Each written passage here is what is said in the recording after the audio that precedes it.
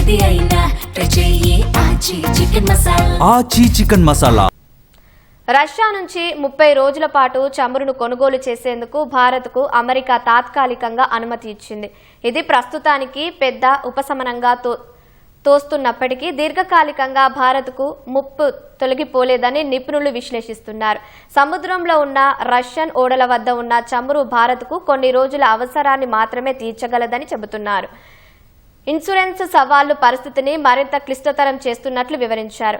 ఇంధన ధరల పెరుగుదల దేశీయంగా ద్రవ్యోల్బణ పెరుగుదలకు దారితీయవచ్చని హెచ్చరిస్తున్నారు. రష్యా నుంచి 30 రోజులు చమురు కొనుగోలు చేసేందుకు భారత్కు అమెరికా తాత్కాలిక మినహాయింపు ఇచ్చింది. ఇరాన్ యుద్ధం వేళ ఈ నిర్ణయం తీసుకున్నట్లు అమెరికా ఆర్థిక మంత్రి స్కాట్ బెసెంట్ తెలిపారు. అధ్యక్షుడు డొనాల్డ్ ట్రంప్ విధానాలతో ఇప్పటికే చమురు, గ్యాస్ ఉత్పత్తి రికార్డు స్థాయికి చేరిందని ఎక్స్లో పోస్ట్ చేశారు. ఇంధన సరఫరా వ్యవస్థలో స్థిరత్వాన్ని కొనసాగించడానికి రష్యా చమురు కొనుగోలు చేసేందుకు భారత్కు తాత్కాలిక మినహాయింపు ఇస్తున్నట్లు రాసుకొచ్చారు. అయితే ఇప్పటికే సముద్రంలో ఉన్న రష్యా ఓడల నుంచి మాత్రమే చమురు కొనాలని స్పష్టం చేశారు. ఫలితంగా రష్యాకు ఆర్థికంగా పెద్దగా ప్రయోజనం చేకూడదన్నారు. భారత చమురు దిగుమతుల్లో 40% వాటా హోర్ముజ్ జలసంధి గుండానే ప్రయాణిస్తుంది. ఈ నేపథ్యంలో ఇరాన్ యుద్ధంతో సరఫరా అంతరాయాలతో ఇబ్బంది పడుతున్న భారత చమురు రిఫైనరీలకు అమెరికా నిర్ణయం ఉపశమనం కలిగిస్తుంది. అయితే ఇది భారత్కు గల తక్షణ చమురు అవసరాలను మాత్రమే తీర్చగలదని, దీర్ఘకాలికంగా కాదని నిపుణులు విశ్లేషిస్తున్నారు. ఇన్సూరెన్స్ సవాళ్లు షిప్పింగ్ను మరింత క్లిష్టతరం చేశాయి. హోర్ముజ్ జలసంధి గుండా ప్రయాణించే నౌకలకు సంబంధించిన వార్ రిస్క్ బీమా పాలసీలను అండర్ రైటర్లు రద్దు చేయడం ప్రారంభించాయి. ఇన్సూరెన్స్ ఇవ్వడానికి కంపెనీలు నిరాకరిస్తూ ఉండటంతో షిప్పింగ్ సంస్థలో అనిశ్చితి నెలకొంది.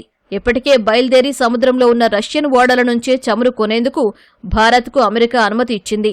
అయితే ప్రస్తుతం ఆ రష్యా నౌకల వద్ద 30 మిలియన్ల బ్యారెళ్ల చమురు మాత్రమే ఉన్నట్లు డేటా చెబుతోంది.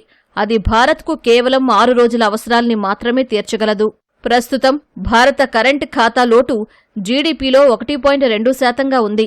చమురు ధర బ్యారెల్కు $10 పెరిగితే కరెంటు ఖాతా లోటు సుమారు 50 బేసిస్ పాయింట్లు పెరుగుతుంది. భారత ముడి కండెన్సేట్ దిగుమతులు ఇటీవల రోజుకు 5.3 మిలియన్ బ్యారెళ్లకు చేరాయి. ఇలాంటి సమయంలో చమురు ధరల నిరంతర పెరుగుదల భారత్లో ద్రవ్యోల్బణం పెరుగుదలకు దారితీసే అవకాశాలు కూడా ఉన్నాయని ఆర్థిక నిపుణులు హెచ్చరించారు. ఇంధనాలు, రవాణా, ఆహారం, నిత్యావసరాల ధరలు పెరుగుతాయని అంచనా వేస్తున్నారు. దేశంలో రిటైల్ ఇంధన ధరను ఎక్కువగా ప్రభుత్వమే నియంత్రిస్తుంది. అంతర్జాతీయంగా చమురు ధర పెరిగినా ఆ భారాన్ని ఇంధన సంస్థలు నేరుగా వినియోగదారులపై వెంటనే వేయలేవు. ఫలితంగా ఐఓసీఎల్, బీపీసీఎల్, హెచ్పీసీఎల్ వంటి ఇంధన రిటైలర్లు ఆర్థికంగా కష్టాలు ఎదుర్కోనున్నారు. మధ్యప్రాచ్య సంక్షోభం, భారత దౌత్యం, రష్యన్ చమురు గతంలో మాదిరిగా రాయితీ ధరకు అందుబాటులో ఉంటుందా అనే అంశాలపైనే భారత ఇంధన భద్రత ఆధారపడి ఉంటుందని నిపుణులు చెబుతున్నారు.